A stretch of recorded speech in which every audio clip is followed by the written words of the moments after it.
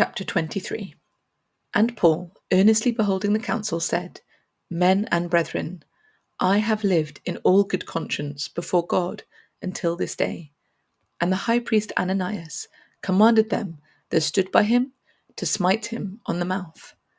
Then said Paul unto him, God shall smite thee, thou whited wall.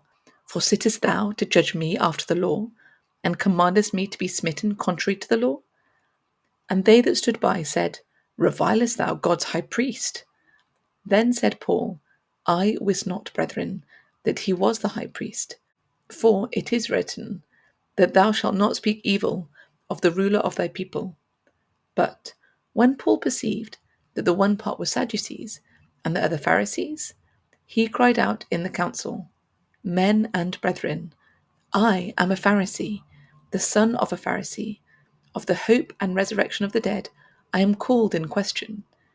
And when he had so said, there arose a dissension between the Pharisees and the Sadducees, and the multitude was divided. For the Sadducees say that there is no resurrection, neither angel nor spirit, but the Pharisees confess both. And there arose a great cry, and the scribes that were of the Pharisees' part arose and strove, saying, We find no evil in this man. But if a spirit or an angel hath spoken to him, let us not fight against God. And when there arose a great dissension, the chief captain, fearing lest Paul should have been pulled in pieces of them, commanded the soldiers to go down, and to take him by force from among them, and to bring him into the castle. And the night following, the Lord stood by him, and said, Be of good cheer, Paul, for as thou hast testified of me in Jerusalem, so must thou bear witness also at Rome. And when it was day, certain of the Jews banded together, and bound themselves under a curse, saying that they would neither eat nor drink, till they had killed Paul. And they were more than 40, which had made this conspiracy. And they came to the chief priests and elders, and said, We have bound ourselves under a great curse, that we will eat nothing until we have slain Paul. Now therefore, ye with the council signify to the chief captain, that he bring him down unto you tomorrow, as though ye would inquire something more perfectly concerning him. And we, or ever he come near, are ready to kill him. And when Paul's sister's son heard of their lying in wait, he went and entered into the castle and told Paul. Then Paul called one of the centurions unto him, and said, Bring this young man unto the chief captain, for he hath a certain thing to tell him.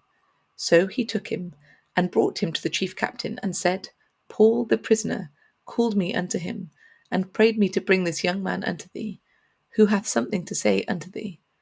Then the chief captain took him by the hand, and went with him aside privately, and asked him, What is that thou hast to tell me? And he said, The Jews have agreed to desire thee that thou wouldst bring down to Paul tomorrow into the council, as though they would inquire somewhat of him more perfectly. But do not thou yield unto them, for there lie in wait for him of them more than 40 men, which have bound themselves with an oath that they will neither eat nor drink till they have killed him. And now are they ready, looking for a promise from thee. So the chief captain then let the young man depart, and charged him, See thou tellest no man that thou hast showed these things to me. And he called unto him 2 centurions, saying, Make ready 200 soldiers to go to Caesarea, and horsemen 70, and spearmen 200, at the 3rd hour of the night. And provide them beasts, that they may set Paul on, and bring him safe unto Felix the governor.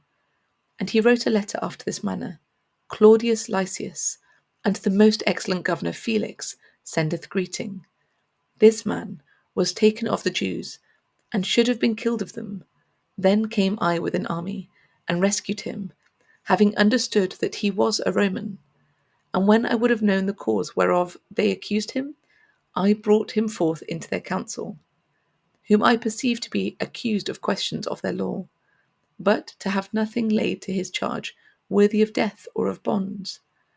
And when it was told me how that the Jews laid wait for the man, I sent straightway to thee, and gave commandment to his accusers also to say before thee what they had against him. Farewell." Then the soldiers, as it was commanded them, took Paul and brought him by night to Antipatris. On the morrow they left the horsemen to go with him and returned to the castle, who, when they came to Caesarea and delivered the epistle to the governor, presented Paul also before him. And when the governor had read the letter, he asked of what province he was. And when he understood that he was of Cilicia, "I will hear thee," said he, "when thine accusers are also come." And he commanded him to be kept in Herod's judgment